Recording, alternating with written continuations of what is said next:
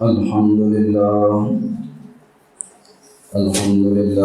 رب العالمين، والصلاة والسلام على سيد الأنبياء والرسل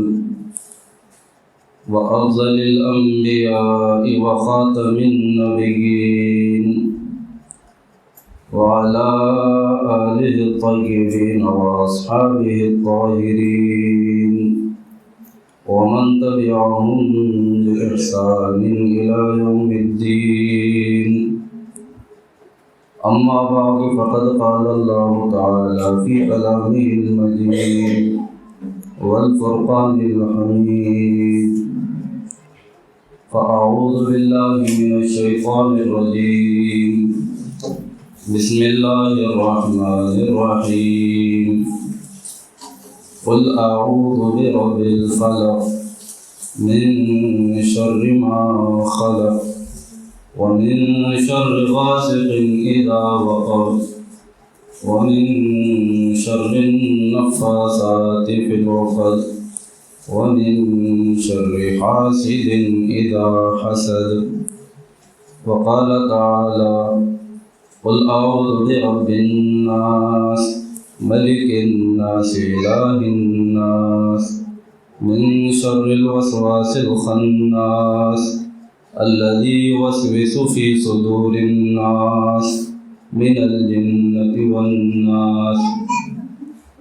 وقال رسول الله صلى الله عليه وسلم: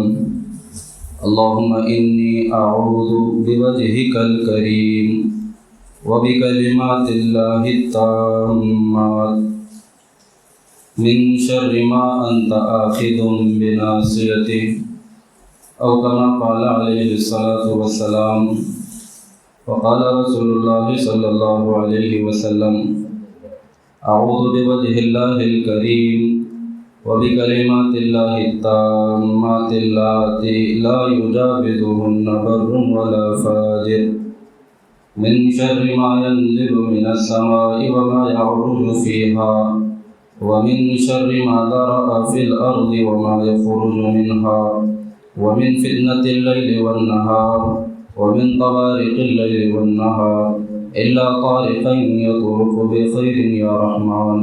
أو كما قال عليه الصلاة والسلام. محترم اور مکرم سامعین کرام، اللہ سبحانہ و تعالی نے کائنات کو وجود بخشا ہے.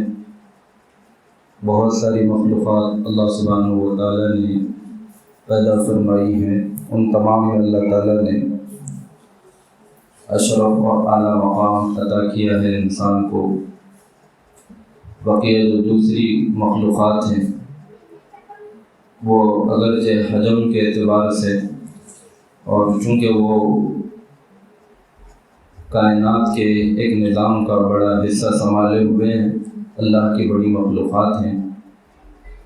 لیکن اللہ تعالیٰ نے ان مخلوقات کے بارے میں بھی یہ کہا ہے کہ ہم نے یہ انسانوں کے لیے بنائی ہے. چاند اور سورج کا ذکر اللہ تعالیٰ نے کیا،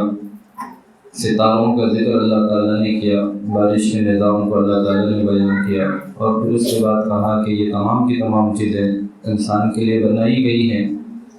اور بڑے فضل اور انعام فرمانے والے ہیں اللہ سبحانہ و تعالیٰ بندوں پر. اور اللہ کی نعمتیں انسان پر بے شمار ہیں، اتنی ہیں کہ اگر بندہ انہیں گننا چاہے، شمار کرنا چاہے، گن نہیں سکتا، شمار نہیں کر سکتا. یہ مخلوقات جو انسان کے کام میں لگی ہوئی ہیں، بسا اوقات ایسا ہوتا ہے کہ ان کے بارے میں انسان یہ خیال کرنے لگتا ہے، یہ سوچنے لگتا ہے کہ فلاں چیز کی کچھ برائی مجھے حاصل ہوئی ہے یا فلاں چیز سے کچھ نقصان مجھے اٹھانا پڑا ہے. اور عموماً ایسا ہوتا بھی ہے جو نظر میں آتا ہے. بعض چیزیں وہ جو ہمارے نظر میں نہیں آتی لیکن جن کا تعلق ہمارے ذہن سے، ہمارے گمان سے، ہمارے خیال سے ہوتا ہے. انسان چلتا ہے اور اسے ٹھوکر لگتی ہے ایک پتھر کے ذریعے. نظر یہ آتا ہے کہ ایک پتھر سے ٹھوکر لگی ہے، انسان یہ سوچتا ہے اس پتھر سے مجھے نقصان ہوا ہے. ایک ظاہری طور پر انسان خیال کرتا ہے. اسی کے ساتھ ایک عقیدہ وہ تلاش لیتا ہے، ایک نظریہ وہ بنا لیتا ہے. کیونکہ یہ وقت صحیح نہیں تھا، اس وجہ سے میرے ساتھ یہ حادثہ ہوا، یا فلاں چیز میرے آگے سے گزر گئی جس کی وجہ سے یہ حادثہ میرے ساتھ ہوا، یہ اس کا خیال ہے جو اس حادثے کے ساتھ اس کے دماغ میں آیا ہے۔ یہی چیز جب جڑ پکڑ لیتی ہے تو وہ مختلف چیزوں کی برائیوں کو نحوست کا نام دے دیتا ہے، اور مختلف چیزوں کی نحوستوں سے بچنے کے لیے مختلف تدابیر اختیار کرتا ہے، اور ان تدابیر کے اختیار کرنے میں وہ حق اور ناحق کی تمیز بلا بیٹھتا ہے، جائز اور ناجائز کے حدود کو ختم کر دیتا ہے۔ بس وہ شر سے محفوظ ہونے کے لیے فلاں چیز کے شر سے برائی سے مجھے محفوظ ہونا ہے،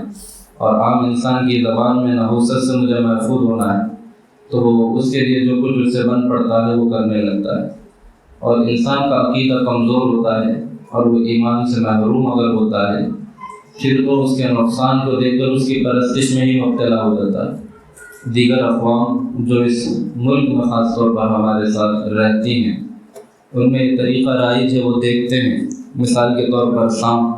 اس کے اندر زہر ان کو نظر آیا اور نقصان پہنچانے والی چیزیں نظر آئی،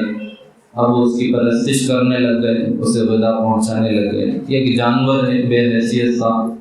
جو اللہ نے بنایا ہے، اللہ کی مخلوق ہے، یہ احساس ختم ہو کر اس کو خدا بنا بیٹھے، اس کی پرستش کرنے لگ گئے۔ جب انسان کے اندر ایمان بالکل ختم ہو جاتا ہے تو وہ ہر نقصان دینے والی چیز کے پیچھے اس طرح ہو جاتا ہے کہ اسے اپنا اور آقا بلکہ اپنا خدا بنا لیتا ہے، اور اسی طرح جس چیز میں نفع دیکھتا ہے اسے بھی اپنا خدا بنا بیٹھتا ہے، اور انسان جو اشرف المخلوق بنایا گیا تھا، ہر ایک کی غلامی میں اپنے آپ کو دے دیتا ہے اور اشرفیت کا تاج اپنے سر سے اتار پھینکتا ہے۔ یہ بے وقوفی کی انتہا ہے، اور یہ اللہ کو نہ پہچاننے کی وجہ سے یہ ایک قسم کی لعنت ہے جو انسانوں پر مسلط کر دی گئی ہے۔ بندہ اگر ایمان والا ہو، کبھی شیطانی وسوسے اسے آتے ہیں تو وہ شرک میں تو مبتلا نہیں ہوتا، لیکن عقیدے ایسے تلاش لیتا ہے، غلط حرکات، ایسے اعمال انجام دے دیتا ہے جس کی شریعت اسلامیہ میں اجازت نہیں ہے۔ اور اس سلسلے میں پھر دو قسم کے لوگ ہیں، ایک جو افراط کا شکار ہیں، دوسرے تفریط کا شکار ہیں۔ ایک قسم کے لوگ وہ ہیں جو سرے سے نحوست کا ہی انکار کر دیتے ہیں، یہ کہتے ہیں کہ نحوست نام کی کوئی چیز ہے ہی نہیں، اور دوسرے وہ لوگ ہیں جو ہر چیز میں اور اپنے ہر عمل میں جس چیز کو وہ برتتے ہیں اس میں نحوست کا پہلو نکالتے ہیں، نیک شگون کا پہلو نکالتے ہیں، اس کی بھلائیوں کو حاصل کرنے کی کوشش کرتے ہیں اور برائیوں سے بچنے کے لیے تدابیر اختیار کرتے ہیں۔ تو ان دونوں کے بیچ میں جو راہ قرآن مقدس کی روشنی میں، احادیث شریفہ کی روشنی میں ہم کو اختیار کرنا چاہیے، وہ طرز عمل جو رسول اللہ صلی اللہ علیہ وسلم کا ہے، وہ طریقہ جو اللہ سبحانہ و تعالیٰ کی طرف سے نبی پاک علیہ الصلوۃ والسلام کو خاص طور پر تعلیم دیا گیا ہے، وہ تلاوت کردہ آیتوں میں اور نبی پاک علیہ الصلوۃ والسلام کی دعاؤں میں جو تلاوت کی گئی ہیں ہمارے سامنے واضح ہو کر سامنے آتا ہے۔ حضور کریم علیہ الصلوۃ والسلام پر ایک مرتبہ جادو کر دیا گیا، اور یہ جادو کرنے والی ایک یہودی خاتون تھی، اور ایک بچے کو نبی پاک علیہ الصلوۃ والسلام کی خدمت اقدس میں بھیج کر آپ علیہ الصلوۃ والسلام کی کنگھی کے دندانے اور آپ کے منہ مبارک یعنی کہ بال انہوں نے کسی طرح سے حاصل کر لیے، اور اس پر انہوں نے جادو کر دیا، اور یہ جادو کا اثر رسول کریم علیہ الصلوۃ والسلام کی ذات مقدس پر ہوا ہے، اور اسی کے علاج کے سلسلے میں یہ معوذتین یعنی سورہ فلق اور سورہ ناس نازل ہوئی۔ اس میں نبی پاک علیہ الصلوۃ والسلام کو علاج بھی بتایا گیا، اور چونکہ قرآن شریف کا حصہ ہے، اس کے ذریعے سے سارے انسانوں کو تعلیم دی گئی ہے کہ کس طرح سے ہم بری چیزوں سے اپنی حفاظت کا سامان کریں۔ تو نبی پاک علیہ الصلوۃ والسلام کو خواب میں بتایا گیا فرشتوں کے ذریعے کہ فلاں چیز پر آپ کی یہ جادو کیا گیا ہے، اور فلاں علاقے میں فلاں کنویں میں وہ چیزیں رکھی ہوئی ہیں۔ حضرت علی کرم اللہ وجہہ کو نبی پاک علیہ السلام نے بھیجا، وہ چیزیں منگوائی، اور اس میں نبی پاک علیہ الصلوۃ والسلام کے منہ مبارک موجود تھے جن پر گرہیں لگائی گئی تھی، گھیٹیاں باندھی گئی تھی، 11 گرہیں تھیں، اور سورہ فلق کی 5 آیات اور سورہ ناس کی 6 آیات، جملہ 11 آیتیں ہوتی ہیں۔ ایک ایک آیت پڑھتے ہوئے ایک ایک گرہ کھولی گئی، اور جیسے ہی مکمل گرہ کھل گئی حضور کریم علیہ السلام پر سے جادو کا اثر مکمل طور پر ختم ہو گیا۔ تو یاد رکھنا چاہیے کہ کسی بھی چیز کی برائی انسان کو لاحق ہو سکتی ہے۔ جب رسول کریم علیہ السلام کو کسی چیز کی برائی سے واسطہ پڑا ہے تو عام انسان کو بھی پڑ سکتا ہے۔ اور ہر چیز میں دو طرح کے پہلو ہوا کرتے ہیں، ایک اچھا پہلو ہوا کرتا ہے، ایک برا پہلو ہوا کرتا ہے۔ برے پہلو کو ہم نحوست کا نام دے دیتے ہیں، اور اچھے پہلو کو ہم نیک شگونی یا اسے مبارک ہونے سے تعبیر کر دیتے ہیں۔ تو یہ نحوست یا جو برائی ہے اس سے بچنے کی تعلیم اللہ سبحانہ و تعالیٰ نے دی ہے۔ قل اعوذ برب الفلق،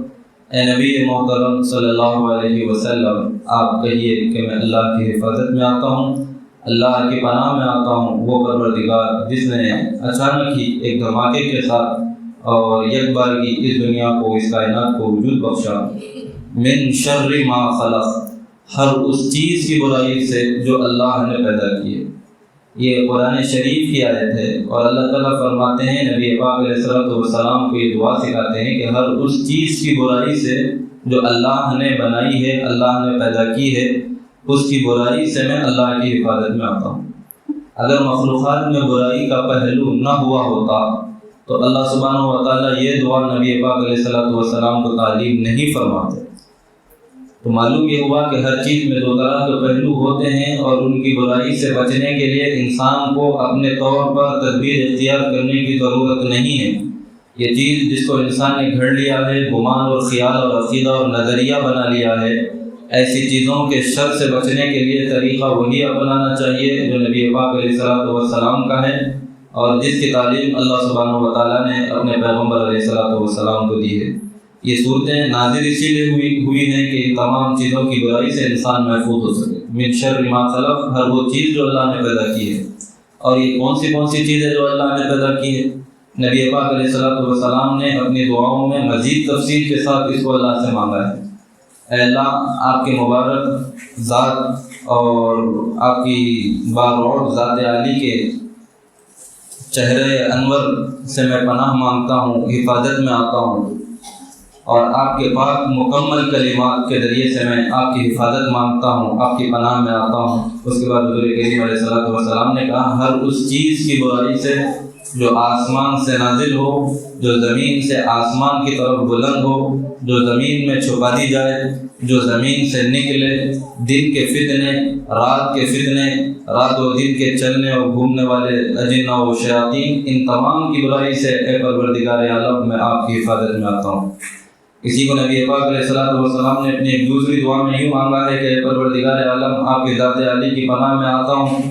اس چیز کی برائی سے جس کو آپ نے پیدا کیا ہے اور جو چیز کے آپ کے قبضۂ قدرت میں۔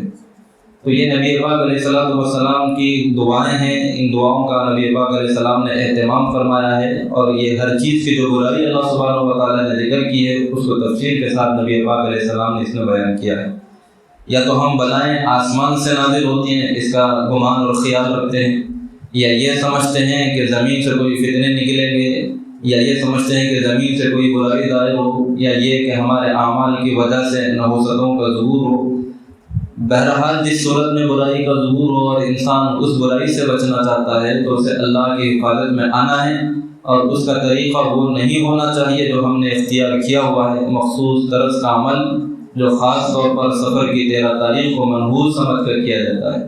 یاد رکھنا چاہیے کہ سفر کو منحوس سمجھنا غلط ہے، اس لیے کہ نبی پاک علیہ السلام نے اس مہینے کو صفت بیان کی ہے کہ سفر المظفر، یعنی یہ کامیابی کا مہینہ ہے۔ حضرت فاطمہ الزہرا رضی اللہ عنہا کا نکاح نبی پاک علیہ السلام نے اس مہینے میں فرمایا ہے۔ اگر یہ مہینہ منحوس ہوتا تو حضور کریم علیہ السلام اپنے لخت جگر کا نکاح اس مہینے میں کیوں فرماتے؟ تو اس مہینے کو خاص طور پر منحوس سمجھنا غلط ہے، اور دوسری طرف سرے سے منحوسیت کا انکار کر دینا یہ بھی غلط ہے۔ برائیاں ہوتی ہیں چیزوں میں، اور ان سے انسان کو محفوظ ہونا بھی ضروری ہے، انسان کی حفاظت بھی ضروری ہے، انسان اس کے لیے اللہ سے دعاؤں کا اہتمام کرے۔ تو اس سفر کو منحوس نہ جانا جائے، خاص طور پر اس کی 13 تاریخ کو منحوس نہ سمجھا جائے۔ اس میں کچھ بلائیں وغیرہ کچھ نہیں اترتی، اگر اترتی ہوتی تو نبی پاک علیہ السلام ضرور اس کے متعلق آگاہ کرتے۔ یا صحابہ کرام اس کے متعلق کچھ عمل صحابہ کرام سے ثابت ہوتا تو ہم تک تعلیم در تعلیم پہنچا ہوا ہوتا، سینہ بہ سینہ پہنچا ہوتا، یا کتابوں میں نقل ہوا ہوتا۔ یہ انسانوں کا وہی وہم اور خیال اور گمان ہے کہ چند حادثات اگر اس تاریخ میں کسی کے ساتھ پیش آ گئے ہوں، اس نے اس تاریخ کو خاص طور پر منحوس سمجھ لیا۔ ایسا ہرگز نہیں ہوا کرتا ہے۔ برائی کا پہلو ہر چیز میں ہوا کرتا ہے۔ انسان گناہ کرتا ہے، اس کا یہ عمل اس کے لیے منحوس ہے۔ انسان کے لیے وہی لمحہ وہی وقت منحوس ہے جس میں وہ اللہ کی نافرمانی کرے، جس میں وہ اللہ کے رحمت سے دور ہو جائے، جس میں اس سے گناہ سرزد ہو، وہی منحوس ہے۔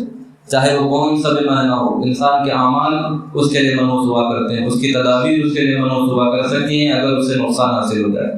اس وجہ سے انسان اپنے طور پر فیصلہ کرنے کے بجائے اللہ اور اس کے رسول صلی اللہ علیہ وسلم کی تعلیمات کے موافق عمل کرے۔ واقعی اگر وہ برائیوں سے تمام چیزوں کی بچنا چاہتا ہے، محفوظ ہونا چاہتا ہے، چاہے وہ برائی آسمانوں سے نازل ہونے والی ہو، چاہے وہ برائی کا ظہور زمین سے ہونے والا ہو، چاہے وہ برائی رات میں ظاہر ہونے والی ہو، چاہے وہ برائی دن میں ظاہر ہونے والی ہو، چاہے وہ انسان کے اعمال کی کرتوت سے اللہ رب العزت کی طرف سے مسلط کردہ مصیبت و عذاب ہو، ان تمام چیزوں سے اگر وہ محفوظ ہونا چاہتا ہے تو اسے اللہ کی حفاظت میں آنا ہوگا۔ اور اللہ کی حفاظت کے ماننے کا طریقہ یہاں پر بتایا گیا کہ من شر ما خلق، ہر چیز کی برائی سے اللہ کی حفاظت میں آتا ہوں۔ ومن شر غاسق اذا وقب، اور خاص طور پر جب رات کی تاریکی چھا جائے، اس وقت جو برائیوں کا ظہور ہو تو اس وقت میں اللہ کی پناہ میں آتا ہوں۔ رات کی تاریکی چھا جاتی ہے تو مختلف گناہگار گناہوں میں منہمک ہو جاتے ہیں، چور چوری کے لیے، زانی زنا کے لیے، ڈاکہ ڈالنے والا ڈاکہ ڈالنے کے لیے آمادہ ہو جایا کرتا ہے۔ اسی طرح وہ لوگ جو لوگوں کو نقصان پہنچانا چاہتے ہیں اور سفلی اعمال کے ذریعے سے جادو اور کرتوت اور ٹونا وغیرہ کرا کر انسانوں کو تکلیف پہنچانا چاہتے ہیں، یہ بھی سرگرم ہو جاتے ہیں رات کی تاریکی میں۔ ان کی برائی سے بھی حفاظت انسان کو ضروری طور پر چاہیے، اور طریقہ وہی جو حضور کریم علیہ الصلوۃ والسلام کو تعلیم فرمایا گیا کہ ان صورتوں کا اہتمام کیا جائے۔ ومن شر غاسق اذا وقب ومن شر النفاثات فی العقد، اور گرہوں میں پھونک مارنے والی جادوگر اور جادوگرنیوں سے، خواتین جو جادو کرتی ہیں، خاص طور پر ان کی برائی سے نبی پاک علیہ الصلوۃ والسلام کو حفاظت کا عمل بتایا گیا، اس لیے کہ حضور کریم علیہ السلام پر جو جادو کیا گیا وہ خواتین کی طرف سے کیا گیا۔ ومن شر حاسد اذا حسد، اور حسد کرنے والا جب حسد کرنے لگے اس کی برائی سے بھی میں اللہ کی پناہ میں آتا ہوں، اللہ کی حفاظت میں آتا ہوں۔ تمام چیزیں اللہ کی پیدا کی ہوئی، اس کے اندر خیر اللہ کی طرف سے رکھا گیا، اس کے اندر شر اللہ کی طرف سے رکھا گیا۔ بندہ ان چیزوں کے شر سے بچنے کے لیے اور ان کی بھلائیوں کو حاصل کرنے کے لیے اپنے طور پر تدبیر کرے گا۔ بسا اوقات تدبیر کارگر ہوگی، کامیاب ہوگی، اور بسا اوقات اس کا نقصان خود انسان کی طرف لوٹ کر آئے گا۔ سب سے بہتر طریقہ، عافیت اور سلامتی والا طریقہ یہ ہے کہ بندہ ان تمام چیزوں کو اللہ کے سپرد کر دے اور یہ کہے کہ میں اللہ کی پناہ اور اللہ کی حفاظت میں آتا ہوں۔ تو تمام چیزیں اللہ کی پیدا کی ہوئی، جب بندہ اللہ کی حفاظت میں آتا ہے تو اللہ کے مقابلے کی طاقت کسی اور میں نہیں۔ جب بندہ اللہ کے حفظ و امان میں آتا ہے تو پھر کوئی چیز اسے نقصان نہیں پہنچا سکتی۔ اور پھر اس کے بعد اسی طرح سورہ ناس، اس کے اندر بھی حفاظت کا طریقہ بتایا گیا۔ قل اعوذ برب الناس، تمام انسانوں کے پروردگار کی پناہ میں آتا ہوں۔ اے نبی محترم صلی اللہ علیہ وسلم، یہ آپ کہیے قل اعوذ برب الناس ملک الناس الہ الناس، جو لوگوں کا بادشاہ ہے اور اس کی طاقت اور احاطہ قدرت سے کوئی چیز، کوئی فرد، کوئی انسان، کوئی جانور، کوئی مخلوق نکلی ہوئی نہیں ہے۔ الہ الناس، جو لوگوں کا معبود حقیقی ہے، میں اس کی پناہ میں آتا ہوں اور اس پروردگار کی حفاظت میں آتا ہوں۔ کن چیز کی برائی سے؟ من شر الوسواس الخناس الذی یوسوس فی صدور الناس من الجنۃ والناس، نقصان پہنچانے والی دو چیزیں، ایک ظاہری طور پر جس طرح کے پتھر ہم کو نظر آیا ٹھوکر دینے والا، دوسری وہ چیز جو ہمارے دلوں کا عقیدہ اور نظریہ جو ہم نے ساز لیا اور تراش لیا کہ فلاں وقت میں میرے ساتھ برا ہوا ہے، فلاں تاریخ میں میرے ساتھ برا ہوا ہے، فلاں جگہ پر میرے ساتھ برا ہوا ہے۔ یہ چیزوں میں نحوست ہے تو یہ انسان کے عقیدے کا، خیالات کا، گمان کا بگاڑ ہے۔ اس وجہ سے کہا گیا من شر الوسواس الخناس۔ کبھی انسان کو مصیبت آ جاتی ہے، مبتلا مصیبت ہو جاتا ہے، اللہ کی طرف سے آزمائش آ جاتی ہے اور برائی کا وہ سامنا کرتا ہے تو اسے مختلف گمانوں اور خیالوں میں مبتلا ہونے کی ضرورت نہیں ہے۔ اور اس وجہ سے کہا گیا کہ ہر چیز اللہ کی طرف سے ہوتی ہے، بندہ اپنے اعمال کو ٹٹولے اور اپنے آپ کو اللہ کی حفاظت میں لے آئے ان دعاؤں کے اہتمام کے ذریعے سے جو قرآن شریف میں ذکر کی گئی، اور ان دعاؤں کا اہتمام نبی پاک علیہ الصلوۃ والسلام نے کیا۔ من شر الوسواس الخناس، اس شیطان کی برائی سے میں اللہ کی حفاظت میں آتا ہوں جو دلوں میں وسوسے ڈالتا ہے۔ الذی یوسوس فی صدور الناس، جو لوگوں کے دلوں میں وسوسہ ڈالتا ہے اور وسوسہ ڈال کر چھپ جاتا ہے۔ ایک تو ایمان پر ڈاکر ڈالنے کے لیے وسوسہ، ایک اللہ کی رحمت سے دور کرنے کے لیے وسوسہ، اور اسی طرح مختلف چیزوں کا ڈر دلا کر اور اس کی منحوسیت کا خیال دل میں لا کر اس کی برائی سے بچنے کے لیے مختلف اعمال سرگرد کرانے کا وسوسہ ڈال کر اللہ سے، اللہ کی رحمت سے بندے کو دور کرتا ہے۔ اس وجہ سے سورہ فلق میں خاص طور پر یہ ظاہر کیا گیا، یہ بتایا گیا کہ تمام چیزوں کی برائی سے ایک تو اللہ کی حفاظت میں آ جائے، اور سورہ ناس میں بتایا گیا کہ جو چیزیں نظر نہیں آتی، جن کا تعلق انسان کے دل سے، انسانی خیالات سے ہیں، ان کی برائی سے بھی آپ اللہ کی حفاظت میں آ جائیں، اللہ کی پناہ مانگا کریں کہ جو شیطان دلوں میں وسوسے ڈالتا ہے اور اللہ کے بارے میں انسان کو شک میں مبتلا کرتا ہے یا عقیدہ توحید پر ضرب لگاتا ہے، مختلف چیزوں کا ڈر انسان کے دل میں بٹھاتا ہے، تو اس شیطان کی برائی سے اللہ کی حفاظت میں آ جائے۔ اور یہ چاہے وسوسہ ڈالنے والے من الجنۃ والناس، یہ شیاطین اجنہ جو نظر نہیں آتے وہ ہوں، یا وہ لوگ ہوں جو ہمیں نظر آتے ہیں انسان، اور انسانوں کو مختلف چیزوں کا ڈر دلا کر مختلف برے اعمال میں مبتلا کرتے ہیں۔ ایک انسان بھی دوسرے انسان کو برائی میں مبتلا کرنے کا کام کرتا ہے، اسے شیطان کا نام اللہ سبحانہ و تعالیٰ نے دیا ہے۔ شیاطین صرف وہ نہیں ہے جو نظر نہیں آتے، شیطان کا نام بھی شیطان نہیں بلکہ اس کی صفت ہے۔ شیطان کا نام عزازیل اور ابلیس ہے، اور شیطانیت اس کی صفت ہے۔ یہ شیطانیت اگر انسان میں آ جاتی ہے تو وہ انسان شیطان کا کارندہ اور اس کا چیلا اور شاگرد ہے، اور اس کے جو اولاد اور نسل ہے وہ یہ برائی کا کام کرتی ہے، وہ بھی اپنی صفات اور اعمال کی وجہ سے شیاطین کہلاتے ہیں۔ تو ہر وہ چیز شیاطین چاہے جنات میں سے ہوں چاہے انسانوں میں سے ہوں، اور بندوں کو اللہ سے روکتے ہوں، اللہ کی رحمت کے حاصل کرنے سے روکتے ہوں، اور وسوسہ اندازی کرتے ہوں، غیر غلط اعمال میں مبتلا کرتے ہوں، تو ان سے بچنے کے لیے اللہ کی حفاظت میں آتا ہوں، اللہ کی پناہ میں آتا ہوں کہ جس کی حفاظت میں آنے کے بعد، جس کے امان میں آنے کے بعد پھر کوئی چیز میرا نقصان نہیں پہنچا سکتی۔ اگر بندہ ماہ سفر میں ان صورتوں کا خاص طور پر اہتمام کرے اور ان دعاؤں کا جو نبی پاک علیہ الصلوۃ والسلام سے منقول حفاظت کی دعائیں اور خاص طور پر اللہ سے پناہ مانگنے کی دعائیں، ویسے بھی وہ ساری زندگی تمام برائیوں سے محفوظ ہوگا۔ سفر میں بلائیں نہیں اترتی، اور خاص اس مہینے میں بلاؤں سے محفوظ رہنا نہیں ہے۔ کون انسان ہوگا جو سفر میں تو بلاؤں سے محفوظ رہنا چاہے، اور ماہ سفر کے گزر جانے کے بعد کون انسان ہے جو خود کا نقصان برداشت کرنا چاہے اور خود کو مبتلا مصیبت دیکھنا چاہے؟ کوئی انسان بھی یہ نہیں چاہے گا کہ وہ مبتلا مصیبت ہو یا پریشانیوں کا اسے سامنا کرنا پڑے۔ تو انسان ساری زندگی ہر چیز کی برائی سے حفاظت چاہتا ہے، تو ان دعاؤں کا اہتمام صرف خاص طور پر ماہ سفر میں نہیں بلکہ ہماری دعاؤں میں اس بات کا التزام ہونا چاہیے، ان دعاؤں کا حصہ ہونا چاہیے جن میں ہم اللہ سے اللہ کی حفاظت کو، اس کی پناہ کو مانگے، کہ تاکہ ہم ساری زندگی ہر قسم کے شر اور ہر قسم کی آفت سے، ہر قسم کی بلاؤں سے اور ہر قسم کے اعمال کی نحوستوں سے محفوظ ہو سکے۔ اور ماہ سفر میں خاص طور پر یہ موقع ہوتا ہے کہ ہم ہمارے عقیدوں کی اصلاح کریں، ہمارے نظریات کو درست کریں، ہمارے خیالات کو درست کریں، اور جو وہم خاندان در خاندان، نسل در نسل ہم تک چلا ہوا آ رہا ہے، ان خیالات کو کھاڑ کر پھینکیں اور نبی پاک علیہ الصلوۃ والسلام کی تعلیمات کو اور قرآن مقدس کی تعلیمات کو اپنے عمل کا حصہ بنائیں، ان پر عمل کرنے والے ہوں۔ اللہ کی رحمتیں بھی زندگیوں میں آئیں گی، اور تمام چیزوں کی برائیوں سے بھی انشاءاللہ انسان کی حفاظت ہوگی۔ اللہ تعالیٰ سے دعا ہے ہم تمام کو علم صحیح اور عمل صالح کی توفیق نصیب فرمائے۔ آمین وآخر دعوانا الحمدللہ رب العالمین۔